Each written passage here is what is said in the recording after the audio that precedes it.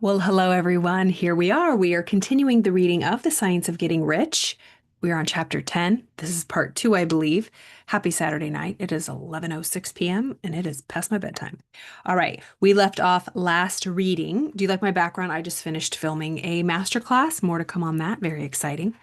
We finished off last time with Wallace D. Wattles sharing some wisdom. He said, some people remain in poverty because they are ignorant of the fact that there is wealth for them. These people can best be taught by showing them the way to affluence in your own personal practice. So he keeps telling us that it behooves us to be rich, to be wealthy, to use our products and services, to have that freedom and show other people the way. Don't just give them charity, but show them how they can do that as well. We all have the same power within us. Others are poor because while they feel that there is a way out, they are too intellectually indolent to put forth the mental effort necessary to find that way and travel it. And for these people, the very best thing you can do is to arouse their desire by showing them that the happiness that comes from being rightly rich. So just live your life, live as an example, as a generous person, as a happy person, as a free person, being fulfilled. Others are poor because while they have some notion of science, they have become so swamped and lost in a maze of metaphysical and occult theories that they do not know which road to take. Hello. They try a mixture of many systems and fail in all. For those, again, the very best thing to do is to show them the right way in your own person and practice. That, God, this book was written probably almost 100 years ago, right? Was this book written? The original copyright. I don't think this is the original copyright. This is a while ago. And he says, other people are poor. They stay poor because they become swamped and lost in a maze of metaphysical and occult theories, like so many different ways. Like, what do I listen to? Is it this? Is it that? And that is so true. That's what happened to me, just trying to achieve my goals. Like, what's the right way? Just tell me the right way to do it. And I had to find that out for myself. There is no one right way. It's what's right for you. What are you drawn to? So the very best thing you can do for anybody is just to be an example, be an example and encourage them that way. An ounce of doing things is worth a pound of theorizing. Ooh, an ounce of doing things is worth a pound of theory. An ounce of experience, lived experience, really taking action is worth a pound of just people yapping and talking about theory.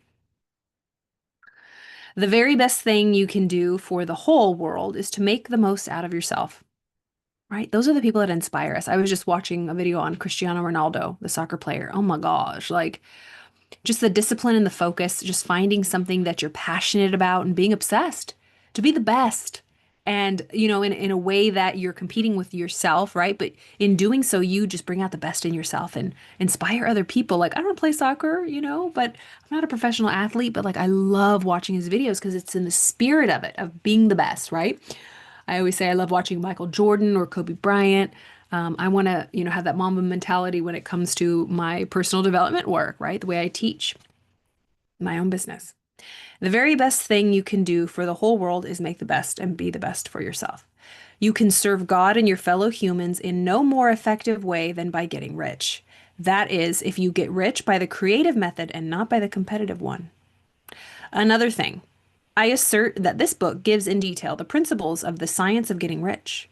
You do not need to read any other book upon the subject. This may sound narrow and egotistical. However, there is no more scientific method of computation in mathematics than by addition, subtraction, multiplication, and division. Let me read that again.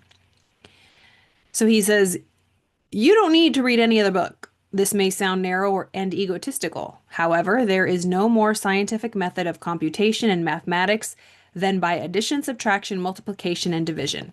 No other method is possible. There can be only the shortest distance between 2 points. There is only one way to think scientifically, and that is to think in the way that leads by the most direct and simple route to the goal. No person has yet formulated a briefer or less complex system than the one I am describing here. If you've missed any of the previous readings, we're reading this whole entire book. We're on chapter 10 now. They're on the playlist here on the YouTubes. I've done this book a couple times and I have many other books, and I share my own personal stories and we talk about it a little bit. So if you have never read this book, The Science of Getting Rich, it's a great way to, replay and watch it. Have it be read to you. So he says okay, there's only one way to think scientifically, and that is thinking in a certain way, as we learned in the previous chapters. No person has yet formulated a briefer or less complex system than the one I am describing here. It has been stripped of all non-essentials. When you begin this method, lay all others aside. Put them out of your mind altogether. So if you want to follow this science that he has laid forth, go all in. Try it out for yourself. See if it works for you. He says he made it very simple. And I think he has too. This is a short book. Read this book every day. Keep it with you. Commit it to memory. Do not think about other systems and theories. If you do, you will begin to have doubts and to become uncertain and wavering in your thought. You'll get scattered. Focus on one thing and stick to it. Then you will bring negative thought to the formless substance. So if you start scattering with different theories, it'll cause confusion and you'll begin to have doubts and become uncertain. You'll waver in your thoughts, and then you'll start bringing negative thought into your formless substance, into the formless substance. After you have made good and become rich, you may study other systems as much as you please. But until you are quite sure that you have gained what you want, do not read anything else on this subject except the authors mentioned in the preface. What authors did he mention in the preface? What was it, the Bible? In the preface? Yeah, this is here. We'll look it up later. All right. So stick to one thing. Only read the most optimistic comments on the world's news. Did you hear that? Only read the most optimistic comments on the world's news. This is not to like turn a blind eye to what's going on, because there's a lot going on right now. But manage your intake of it. You don't need to watch every single news story or every single post on social media about it. Do what you got to do, pray, help people, donate, do what you got to do, but do not infiltrate your mind with the negative, because, I was just thinking, I was on a walk today and I was thinking about Dr. Martin Luther King Jr. and Gandhi, and I have, I admire their peaceful, non-resistant, just what they were for. And I think even Mother Teresa said, if you're going to have a protest, or, of course, there's times and seasons for protesting, but peaceful protesting. But I know emotions can run high and it's hard at times. But the point is that what are you for? What do you want? What are you fighting for? I think one of a good friend of mine I think she did a post on, it's so easy to know Abraham Hicks talks about this a lot. It's so easy to know what we don't want, but it's very often hard to figure out what we do want. We're always focused on what we don't want, what we're against, the negative. But what do we want? So clearly we don't want this. We don't like the way it's going, but what do we want? What's the solution? So solution focused, because what we don't want, what we're angry about, what needs to be fixed, takes up all of our time, energy, and attention, and we never get to the solution part. So we know what we're fighting against, but what are you fighting for? What if you came with the energy of fighting for something instead of fighting against something? When we do protest and do all the things being normal, what we want to do. But do we want more peace? Do we want more love? Do we want more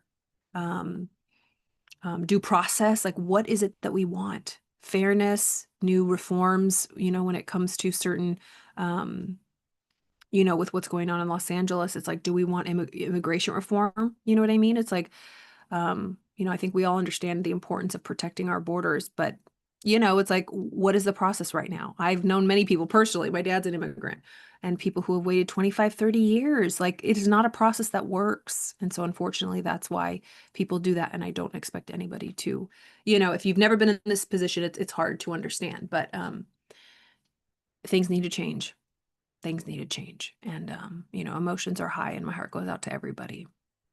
And it's tragic. So, but back to the reading, it says, you know, only read the most optimistic comments on the world's news, just those that are in harmony with your picture. So take in the news, stay informed, but what do you want? You know, keep your friends, your family close, pray, do what you can, but keep what you want. What do you want? How would you like it to be? And focus on that and help others in any way that you can. Also, postpone your investigations into the occult. So stop trying to dig into the hidden mysteries of all of this, especially if you're trying to focus on something, you're just going to scatter your attention when it comes to going after your goals. Or like Wallace D. Wattles is talking about getting rich. Do not dabble in theosophy, spiritualism, or kindred studies. It is very likely that the dead still live and are near. But if they are, let them alone. Mind your own business. That's funny. Wherever the spirits of the dead may be, they have their own work to do and their own problems to solve. We have no right to interfere with them. We cannot help them. It is very doubtful whether they can help us or whether we have any right to trespass upon their time if they can. So basically, he's saying, like, let the dead and the hereafter alone. So stop trying to uh, go into other realms. Focus on the one you're in right now if you're trying to focus on that, because that's what we're dealing with. And temporary, right? We can go into, practicing jumping into different timelines and realms and dimensions after. But it's like, if we want change right here, right now in our life, focus on this realm, right? Don't be poking around in other realms. But he's saying it in a funny way, like leave other realms alone. So we have no right to interfere with them. We don't know if we can help them. It is very doubtful whether they can help us or whether we have any right to trespass upon, their time. Let the dead and hereafter alone. Solve your own problem. Get rich. If you begin to mix with the occult, you will start mental cross currents, which will surely bring your hopes to shipwreck. Lastly, this and the preceding chapters have brought us to the following statement of basic facts. There is a thinking stuff from which all things are made, and which, in its original state, permeates, penetrates, and fills the interspaces of the universe. A thought in this substance produces the thing that is imagined by the thought. So there is a thinking stuff from which all things are made, and which, in its original state, permeates, penetrates, and fills the interspaces of the universe. A thought in this substance produces the thing that is imagined by the thought. We are truly creating by what thoughts we are getting emotionally involved with and impressing on this thinking stuff. You can form things in your thought, and by impressing your thought upon formless substance, can cause the thing you think about to be created. In order to do this, you must pass from the competitive to the creative mind. You must form a clear mental picture of the things you want. We can't hear this enough. Right here, right now, form a clear mental picture of what you want. And you must hold this picture in your thoughts with the fixed purpose to get what you want, and the unwavering faith that you will get what you want, closing your eyes against all that may tend to shake your purpose, dim your vision, or quench your faith. And in addition to all of this, we shall now see that we must live and act in a certain way. Ooh, all right. So hold your picture, keep it in your mind, close your eyes to anything that is contrary to it, because reality is here, it within, and then it creates the without. But we are so drawn to the current circumstances that we waver in our faith of something new being born. All right. So that was chapter 10. We did that in 2 parts. That was easy peasy. Did we do that in 2 parts? Did we do that in 2 parts? Maybe this was part 3. Let me just double check. Yeah, I think I only did one other video of chapter 10. So this is part 2. Yep. Part 2, chapter 10, part 2 of 2. Chapter 9, we did 3 parts. All right, so that was chapter 10, my friends. Tomorrow is chapter 11, acting in a certain way. So we've had thinking in a certain way, acting in a certain way. Let's look at the chapters here. Thinking in a certain way, acting in a certain way. Mm-hmm. All right, chapter 11 tomorrow. I hope you enjoyed that. Let me know what you think about it. Have you been doing?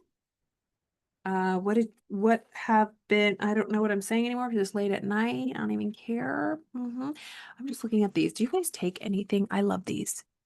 These are Happy Saffron Plus pills. Brain MD by Dr. Daniel Amen. I love him. It's a 3-in-1 mood, memory, and sexual health. But this helps, saffron helps with anxiety and mental health. There's a lot of studies that prove this. So anyways, this is my third bottle. I have a fourth one ready. I have a subscription that comes monthly. Should have like a link that I make money on.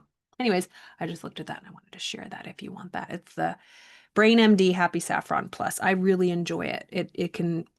I've found that it's helped boost my mood. So that's just a little hack that I have for my mood. Anyway, so I had fun tonight filming this vibration and frequency masterclass. I'm editing it right now.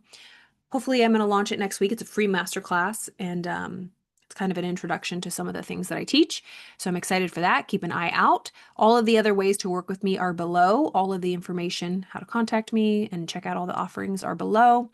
I, of course, am a psychotherapist. I do a lot of EMDR, IFS, internal family systems, EFT tapping.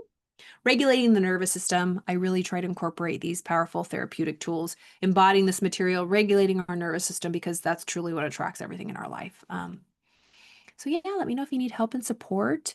And I look forward to continuing chapter 11 tomorrow. I hope you have a beautiful weekend. Happy Father's Day to anybody out there tomorrow. See you tomorrow.